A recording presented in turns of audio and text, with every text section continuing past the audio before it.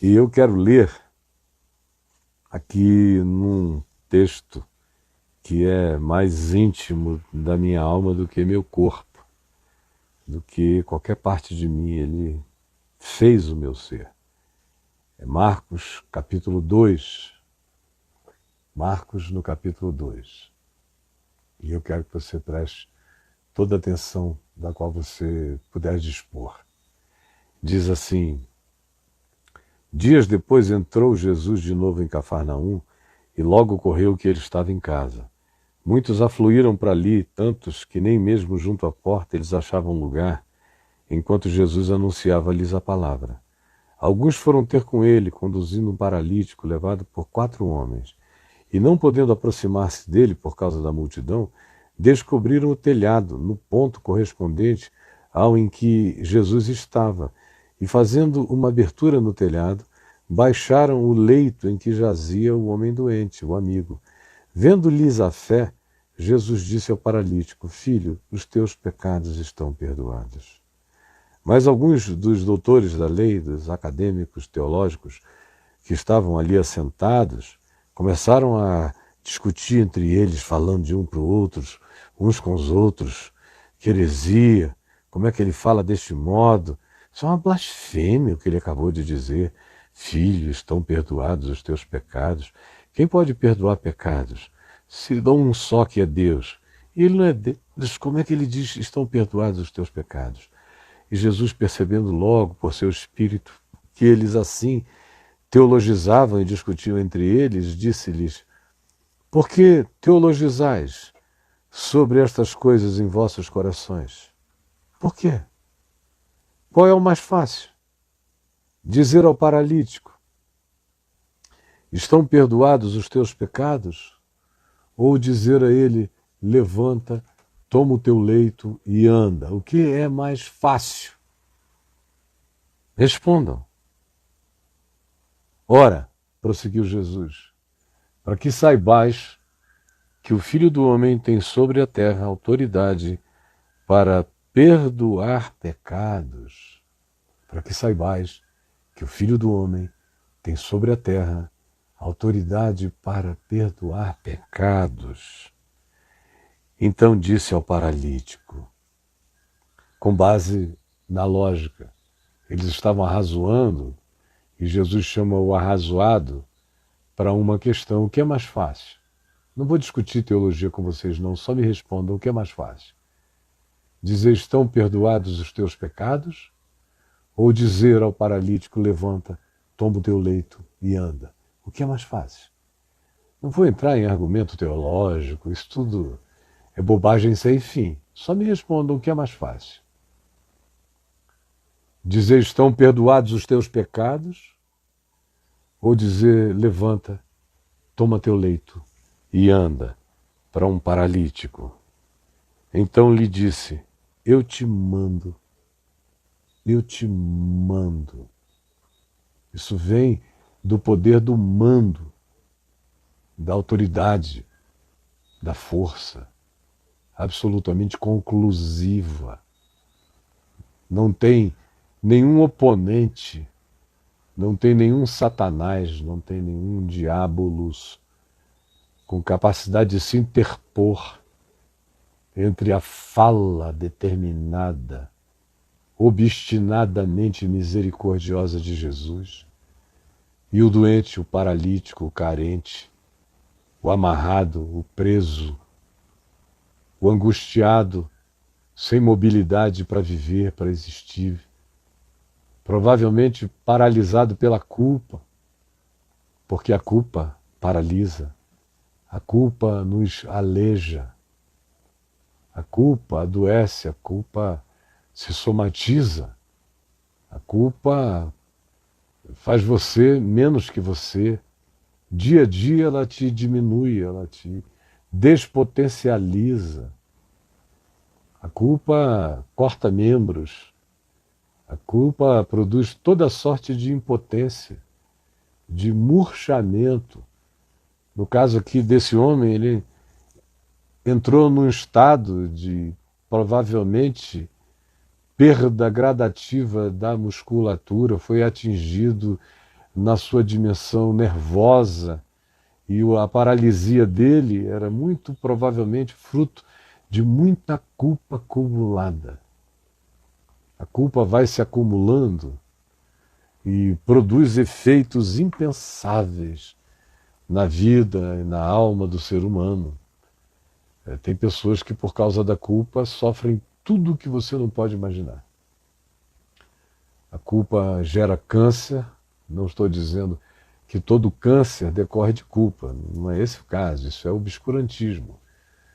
A gente tem que ver as causas, mas há muito câncer que decorre de culpa, de angústia, de raiva, de ódio, de resoluções emocionais crônicas, porque não dá, o nosso corpo, a nossa mente, a nossa psique, estão todos interconectados, é uma harmonia só, de maneira que se a minha mente se perturba e o meu espírito se angustia, o meu corpo padece, o meu corpo sofre.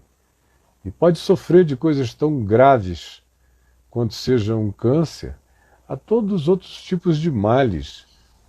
Eu já vi gente ficar muda por causa da culpa, muda. Eu já vi gente ficar surda por causa da culpa. Eu já vi gente entrar em estados de cegueira por causa da culpa. Tem gente que fica paralítica, se paralisa, se proíbe de andar, de viver, de se mover, por causa daquela angústia culposa histérica que a culpa pode trazer, paralisando o indivíduo. A culpa é poderosa. A culpa faz com que o indivíduo inteligente reduza as suas capacidades cognitivas. A culpa emburrece. A culpa impede o desenvolvimento amplo, livre, neural do indivíduo na direção de captações e percepções diversas. A culpa encaramuja em si mesma a pessoa. A culpa autolacra o indivíduo. Ela fecha o cofre por dentro e esquece a senha, o segredo, e a pessoa fica presa ali sem ajuda.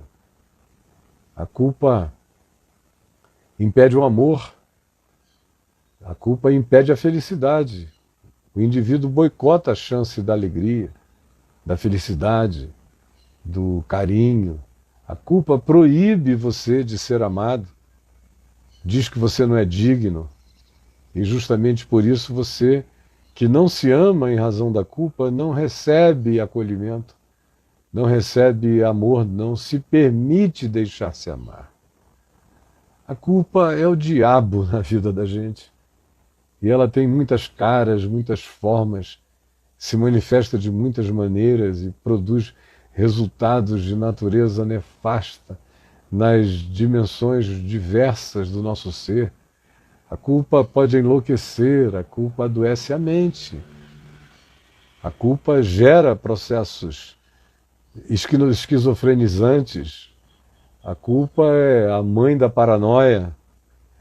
Ou a culpa coloca você em estados de angústia neurótica repetitiva. A culpa carrega em si o poder de deflagrar as quantidades mais impensáveis de males na mente, na emoção, nos sentimentos e no corpo, na carne. E aí Jesus diz: eu te mando. Ao homem que estava ali, ao paralítico, eu te mando. Eu te mando. E o que ele manda? Levanta-te, toma o teu leito e vai para a tua casa. É lindo. Então o homem se levantou e no mesmo instante, tomando o leito, retirou-se à vista de todos, inclusive dos amigos que o tinham levado lá, os 4 amigos. Levantou-se, tomou o leito à vista de todos. E aqui se diz, a ponto de se admirarem e darem glória a Deus, dizendo: que é isso? Nós jamais vimos qualquer coisa dessa natureza nós jamais vimos qualquer coisa assim, por causa do fenômeno dessa culpa. Eu estou aqui meio preso. Minha gente querida. E eu queria conversar com você sobre isso. Tem gente aqui comigo que vem vivendo num estado de culpa há muitos, muitos anos. Muitos anos de culpa.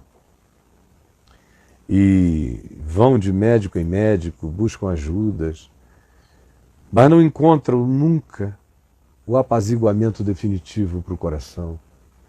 E as doenças, sequelas, sintomas, manifestações, expressões diversas do poder culposo vão tomando conta dessas pessoas e vão fazendo um mal enorme. E tem um detalhe: os remédios não curam, eles aliviam só o poder sintomático do que a culpa gera.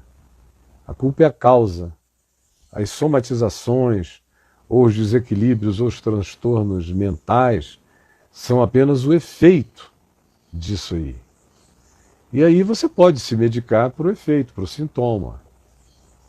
E pode se entupir de todos os remédios que você queira, e pode fazer todos os tratamentos superficiais que lidem com os sintomas e nunca chegar na causa. Nunca. Até mesmo na psicoterapia. Eu vejo pessoas que procuram até bons psicoterapeutas e ficam girando em torno do pelourinho da sua agonia psíquica, contando tragédias da vida aqui, ali, acolá, atribuem ao pai, à mãe, à inveja de um irmão, a um trauma escolar, a um bullying que sofreram, e vão encontrando supostas razões que expliquem a desagregação da pessoa, a morte de tantas competências que se transformaram em impotências no indivíduo, mas nunca chegam lá. Nunca chegam lá. E todas as linhas psicológicas, as melhores que existam, te ajudam a fazer diagnósticos muito interessantes de muita coisa, mas raramente ou praticamente de modo impensável e impossível, elas te conduzem até aquele momento de profundo arrependimento, onde você reconhece a sua culpa, e mais difícil ainda é concluírem dizendo que os seus pecados estão perdoados. Mais difícil ainda, porque continua a ser blasfêmia. É blasfêmia religiosa. Você veja que até a Igreja Católica, que tem o mecanismo do confessionário, onde você confessa os seus pecados, o vigário oculto do lado de dentro nunca te diz, por efeito da mera, pura e simples compaixão: meu filho, minha filha, estão perdoados os teus pecados. Levanta, pega a tua tralha toda, vai para casa e volta a viver. Não. Eles têm que recomendar muitas Ave-Marias, muitos Pais Nossos, muitos ritos, muitas penitências, para que você receba o perdão dos pecados depois de pagas as penitências. Fora da Igreja Católica, por exemplo, pensando no ambiente do cristianismo, na Igreja Reformada, por exemplo, ninguém tem coragem de chegar para uma pessoa toda entrevada, ter a coragem do diagnóstico que conclui que o entrevamento daquele indivíduo decorre de uma acumulação enorme de culpas, de angústias, de pecados não perdoados, não resolvidos, e não tem a coragem de, em fazendo o diagnóstico, dizer: filho, filha, estão perdoados os teus pecados. A igreja pentecostal nem se fala. Ela vai dizer que foi demônio e vai tentar resolver o problema da sua culpa moral, ética, de consciência, da sua dor decorrente da transgressão e do pecado, transferindo a culpa para alguma pombagira, para algum demônio, para algum encosto, para algum ente dessa natureza, e não resolvem o problema, porque Não é o diabo que tem que ser curado para você ficar bom, não é o diabo que tem que levar a culpa para você ser libertado. Isso só acontece, essa cura e essa libertação, se o agente da autopercepção, se o sujeito da autopercepção sobre o pecado, a culpa, for você mesmo. E se for algo que, em sendo identificado em você, receba a declaração de que os seus pecados estão perdoados. Algumas vezes isso acontece sozinho, como aconteceu com meu pai, que quando encontrou o Evangelho lendo o Novo Testamento sozinho e se ajoelhou na cozinha de madrugada, lendo João 19, e pediu perdão pelos seus pecados, e dizia: Jesus, não foram os romanos, não foram os judeus que te mataram, eu te matei, fui eu, me perdoa. E ele ouvia aquela voz estrondante dentro dele, dizendo: e tu, perdoas os teus inimigos? Até que ele se levantou, escreveu uma carta para cada um dos inimigos, dizendo: aquele que disse eu sou o caminho, a verdade e a vida, me ordena vir hoje aqui à tua presença e te pedir perdão por todos os males que eu possa te ter feito e a declarar que tu estás perdoado de todos os males que tu me fizeste. E aí o coração dele entrou num estado absoluto de pacificação. Dali para frente, parecia que ele já nem mais tocava no chão, ele virou um ser flutuante pelo perdão de Deus todos os outros dias da sua vida até partir para a eternidade. Isso acontece assim com alguns, mas o indivíduo tem que ter muita coragem em fé, tem que ter muita apropriação de uma fé com caráter, de um caráter com fé, e o entendimento de que a fala pessoal e particular com Jesus nele é tudo e é o bastante para que todos os pecados sejam perdoados. A maioria das pessoas, a grande esmagadora maioria, não toma posse dos seus pecados assim, na solitude do quarto, na quietude do próprio coração, sob uma convicção profunda de arrependimento e uma capacidade em fé de se apropriar da promessa de Deus como palavra perdoadora, sem nenhuma intervenção humana, sem nenhuma mediação humana. A maioria precisa de um agente humano. E quando eu vi que Jesus disse que o Filho do Homem, e ele obviamente fazia referência a si próprio, recebera sobre a terra autoridade para perdoar pecados, quando isso começou a me impressionar, e eu era ainda um jovem pastor, mas isso entrou em mim com uma força enorme, imediatamente a minha mente associou: esse Filho do Homem tem poder na terra para perdoar pecados, recebeu autoridade. É a mesma expressão que Jesus usa para dizer: eis que eu vos dei autoridade. Ele recebeu autoridade, ele dá autoridade para tudo. E ele disse aos seus discípulos que lhes dava autoridade para perdoarem pecados. Está lá em João, capítulo 21. Vos dou autoridade para perdoardes pecados. E quando eu vi que o Filho do Homem tem poder para perdoar pecados e que o Filho do Homem dá poder para perdoar meus pecados, eu me desavergonhei por inteiro, já lá atrás na vida. Não queria nem saber o que os escribas, os fariseus, os teólogos estavam pensando a meu respeito.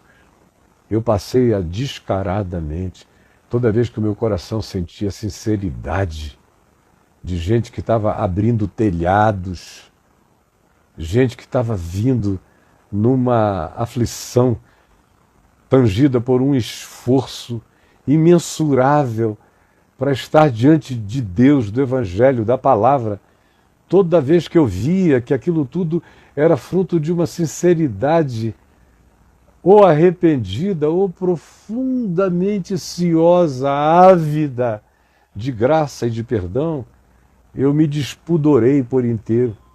Passei a ter coragem de botar a mão na cabeça dos angustiados, dos sofridos, dos infelizes esmagados pela sua própria culpa, e dizer em nome de Jesus, que me deu também autoridade para perdoar pecados, passei a perdoá-los. Eu faço isso quase todo dia. E as pessoas são libertas como quem quebra correntes assim diante dos teus olhos. É extraordinário. Vem aquela menina toda quebrada, culpada, usada, manipulada, que não se gosta, que não se ama, que se odeia, que se abomina, que se detesta pelo que fez, pelo que permitiu que fizessem a ela, angustiada, querendo morrer, se suicidar, acabar consigo. Vem a mim e eu vejo aquelas lágrimas quentes, aquela angústia desfigurante, às vezes na vida e no rosto de gente tão bela, que se desfigura de agonia dolorida.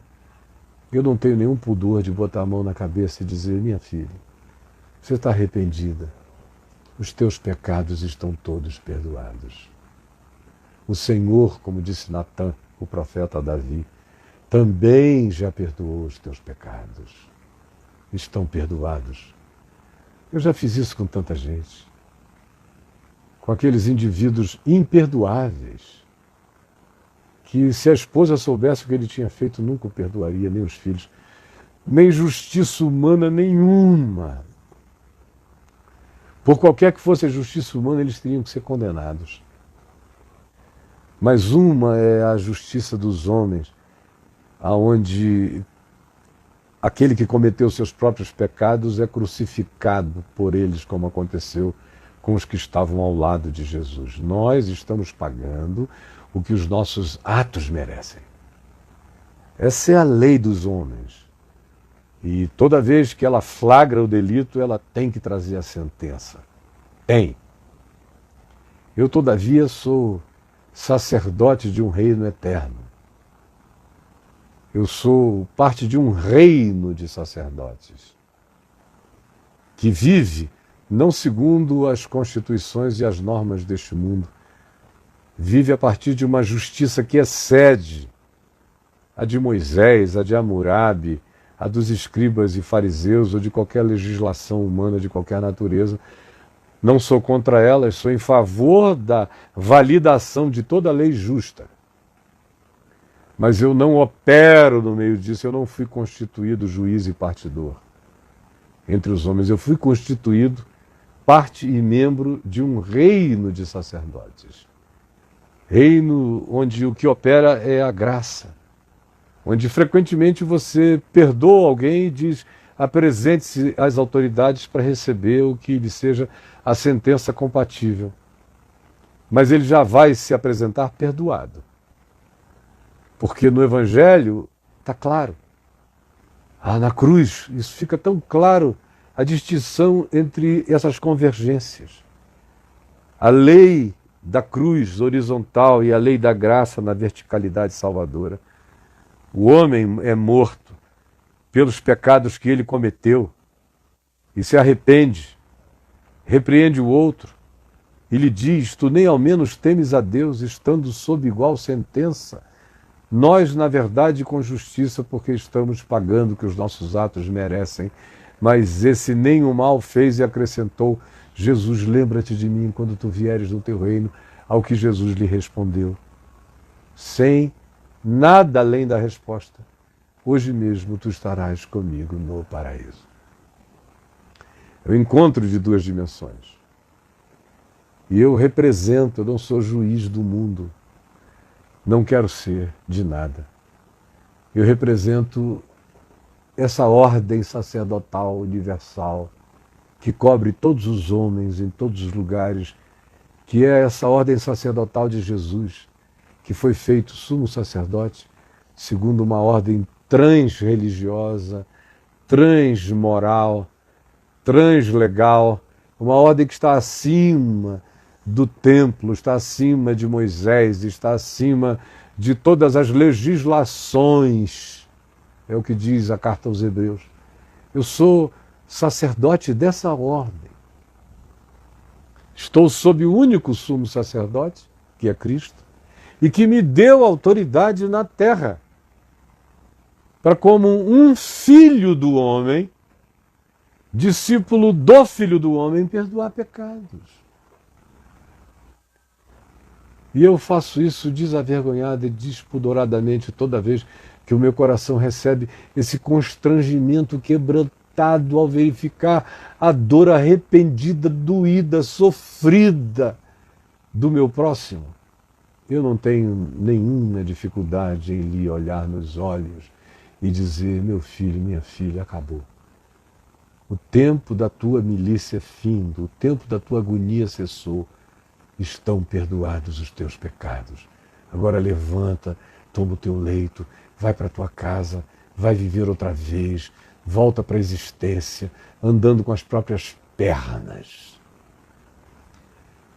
Porque aquele mesmo que perdoa pecados é o mesmo que disse: eu vos dou autoridade para perdoar pecados. Aí tem alguém aqui chocado, alguns, eu não estou lendo comentários, mas se estivessem passando, haveria já alguns me chamando de blasfemo, ou de qualquer outra coisa.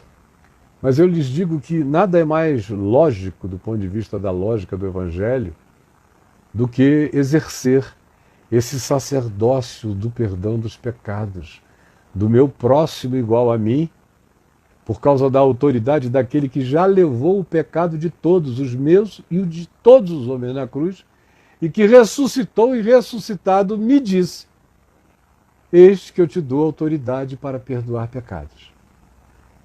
Por que que isso faz parte de uma lógica inquestionável? Porque ele mesmo me deu essa autoridade e transformou isso, antes de ser uma autoridade, num mandamento para mim. Eu estou sob o mandamento de perdoar pecados. Se eu não perdoar pecados, os meus pecados são retidos. Perdoa os nossos pecados, assim como nós perdoamos os pecados dos devedores, dos nossos e de outros tantos. É que a religião diz que você, no máximo, tem a obrigação de perdoar o pecado de quem te ofendeu. Aí você tem isso como mandamento, e Jesus disse que você tem que fazer isso, se for o caso, até 70 vezes 7. Se o cara te perturba, te ofende.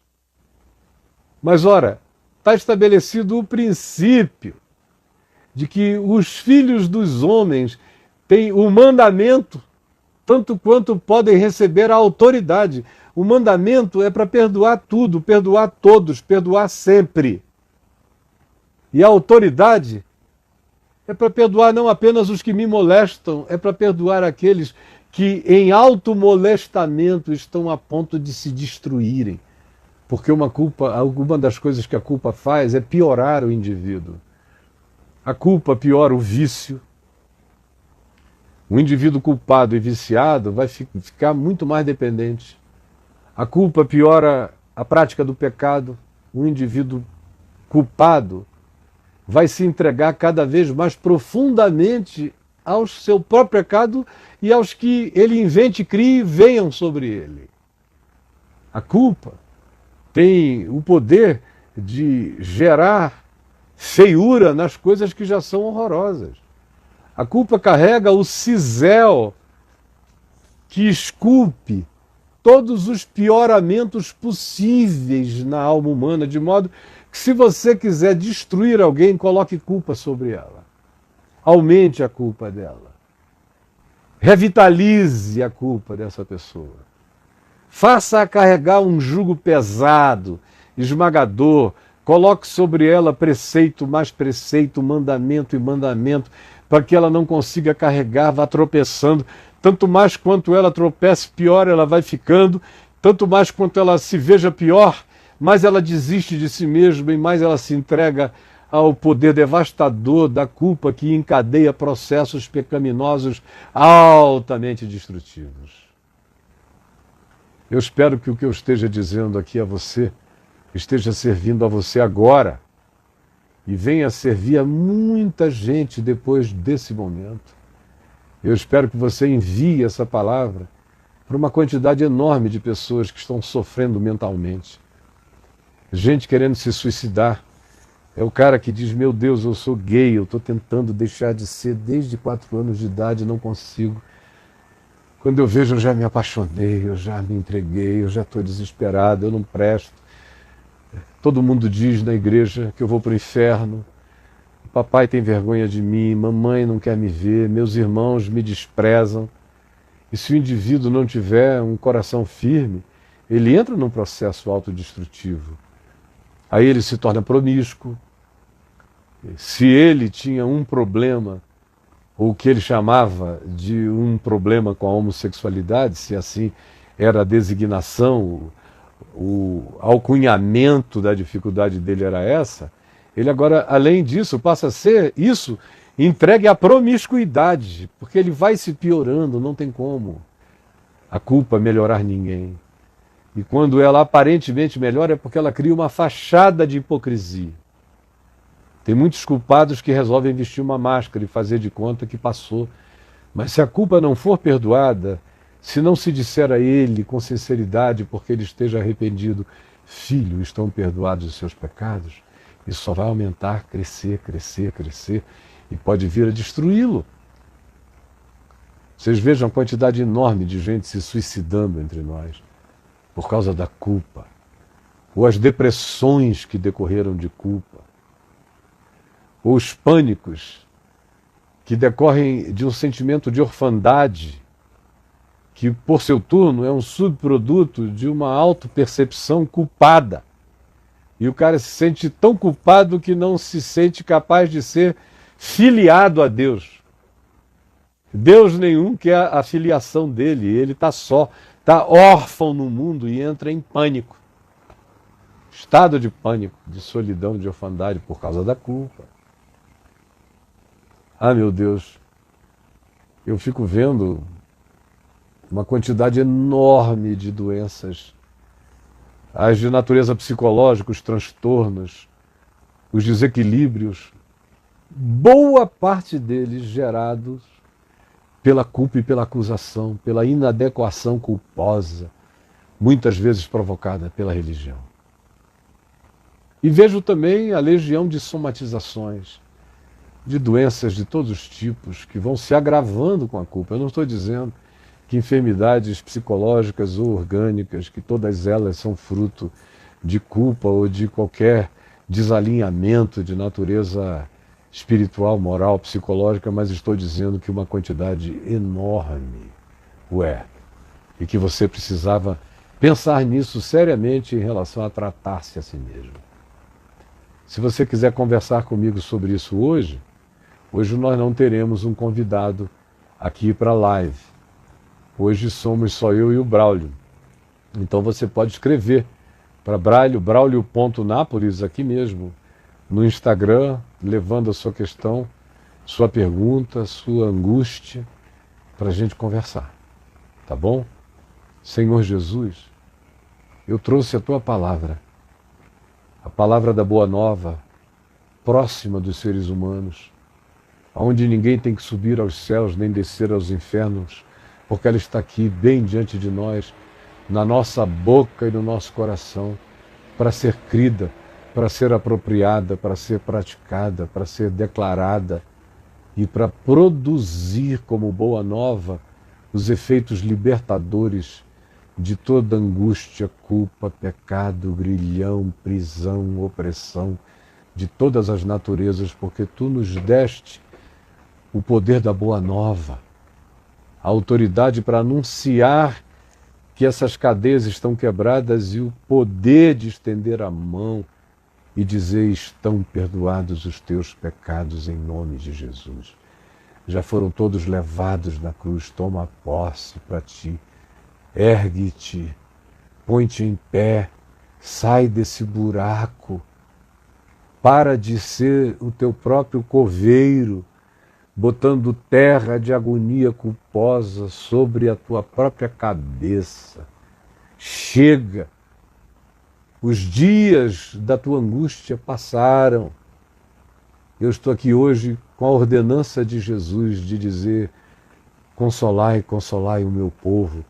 É no Espírito Santo, é no poder do Paráclito que eu estou aqui para te dizer: estão perdoados os teus pecados. Toma posse e vai para casa.